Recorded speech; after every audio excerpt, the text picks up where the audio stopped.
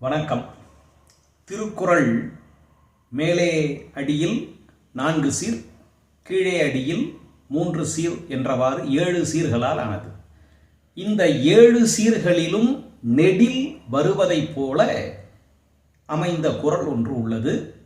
புல்லறிவாண்மை என்ற அதிகாரத்தில் இடம்பெறுகின்ற காணாதான் காட்டுவான் தான் காணான், காணாதான் கண்டானாம் தான் கண்டவாறு. இதுதான் அந்த குறள். அறிவில்லாத ஒருவனுக்கு புத்திமதி கூறி அவனை திருத்த முற்படுபவன்தான் மிகப்பெரிய முட்டாள். எவன் ஒருவன் தன்னுடைய புல்லறிவாண்மையை போக்கிக் கொள்ள வேண்டும் என்ற எண்ணம் இல்லாமல் இருக்கிறானோ, கற்று தெளிய வேண்டும் என்ற ஆர்வம் இல்லாமல் இருக்கிறானோ, அவனுக்கு நான் புத்தியை புகட்டி விடுகிறேன் என்று எவனாவது சென்றால் அவன்தான் மதிகெட்டவன் ஆவான். மூர்க்கனும் முதலையும் கொண்டது விடா என்ற பழமொழிக்கேற்ப அறிவில்லாத புல்லர்கள் தான் கண்டதுதான் காட்சி, கொண்டதுதான் கோலம் என்றவாறு தன்னுடைய முடிவிலே மூர்க்கத்தனமாக நிலைத்து நிற்பார்கள். அவர்களை திருத்த முயற்சிப்பது முட்டாள்தனம் என்கிறார் வள்ளுவர். ஒரு நாட்டுப்புற கதை உண்டு. மருமகன் அவனுக்கு பல் விளக்கிய பழக்கமில்லை. பல்லெல்லாம் மிகவும் அழுக்காக இருந்தது. மாமியார் பார்த்தார். நேரடியாக எப்படி சொல்லுவது என்று அவனிடம் சிறிது பணத்தை கொடுத்து, பக்கத்து தெருவிலே கரும்பு விற்கிறார்கள், அந்த கரும்பை வாங்கி சாப்பிட்டு விட்டு வாங்கள் என்று அனுப்பி வைத்தார்கள்.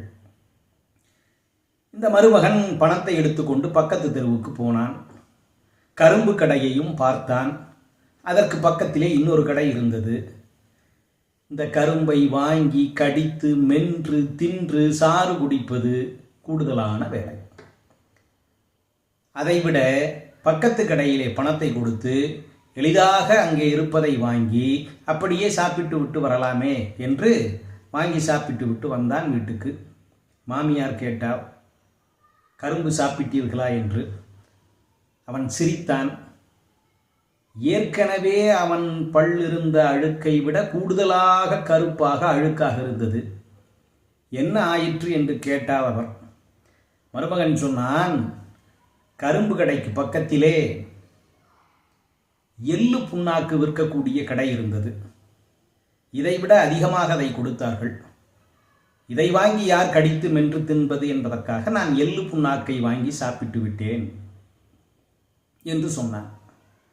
கரும்பை கடித்து மென்று தின்னும் பொழுது அந்த சாரோடு சேர்ந்து வாயிலே இருக்கக்கூடிய அழுக்குகள் எல்லாம் நீங்கி வயிற்றுக்குள்ளே சென்றுவிடும்.